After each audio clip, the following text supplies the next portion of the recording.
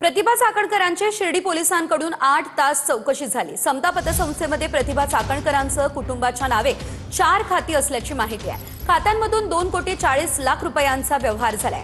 समता पतसंस्थेमध्ये माझ्या नावे बनावट खाती आहेत असं प्रतिभा चाकणकरांनी म्हटलंय।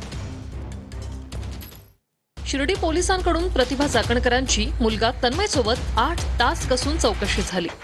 समता पतसंस्थेत प्रतिभा चाकणकरांची 2 खाती आणि त्यांचा मुलगा तन्मय चाकणकरचे 2 अशी एकूण 4 खाती आहेत आणि या 4ही खात्याचा अशोक खरात नॉमिनी। या 4 खात्यातून 2,40,00,000चा व्यवहार झालेला आहे।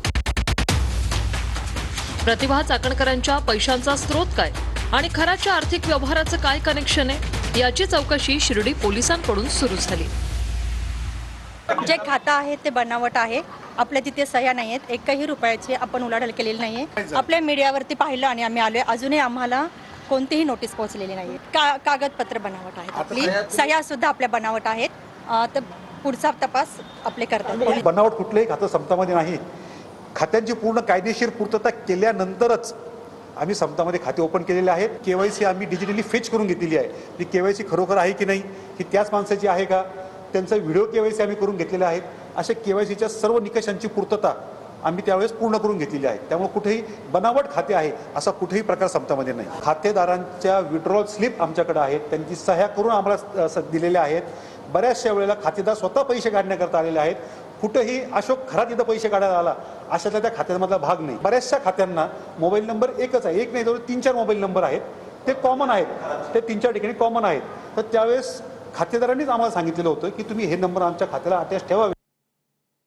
आम्ही एसआयटीला भेटायला गेलो तेव्हा सगळे गेट बंद केले होते असं सुषमा अंधारे यांनी म्हटलंय। मग संशयित चाकणकर भगिनींना शिर्डीमध्ये विशेष वागणूक नेमकी कशी हा सवाल त्यांनी उपस्थित केला। चाकणकर भगिनींचा तामझाम पाहता कोण कुणाला फसवतं हे कळत नाही असं सुषमा अंधारे म्हणाल्या।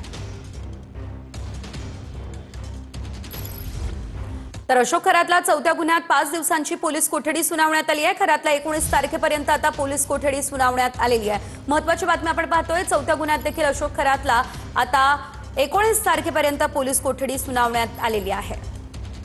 एसआयटीकडून पोलीस कोठडीची मागणी करण्यात आलेली होती आणि अखेर 4थ्या गुन्ह्यातही ही पोलीस कोठडी सुनावली आहे।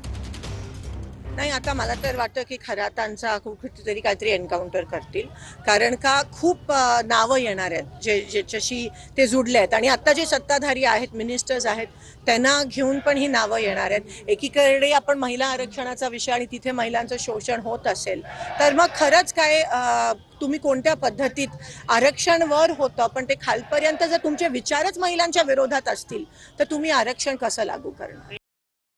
वाटतं हे आता वेगवेगळे लोक बोलतात आणि अशा पद्धतीने वेगवेगळ्या पद्धतीनं आरोप प्रत्यारोप करण्याचा एक फॅशन झाली असं शब्द वापरणार नाही मी।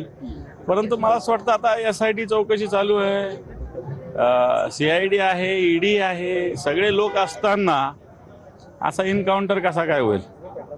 वाटतं जगाचे डोळे, भारताचे डोळे, महाराष्ट्राचे डोळे इकडे लागलेले असताना ती जबाबदारी आता पोलिसांची आहे। त्याच्यामुळे मला असं वाटतं आपण फार आरोप प्रत्यारोप करण्यात वेळ घालवण्यात अर्थ नाही। आपण सगळे जे काही त्याच्यावर गुन्हे आहे, आरोप आहे, तक्रारी आहे, त्याचं पूर्णपणे मला वाटतं त्याच्यावर कायदेशीर कारवाई सगळी केली पाहिजे। हे पुरावे न येता काहीतरी तोंडाच्या वाफा फेकण्याकरता अलग अलग गोष्टी काही काही लोक करतायत। मला वाटतं सेन्सिटिव्ह चौकशीमध्ये अशा प्रकारचे विधानं करून अशा चौकशा भरकवण्याचे प्रयत्न काही लोकप्रतिनिधी करतात आहे।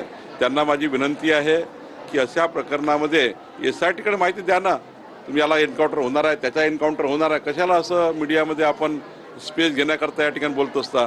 सेन्सिटिव्ह प्रकरणाची काळजी घेतली पाहिजे, लोकप्रतिनिधी बोलताना विचार केला पाहिजे।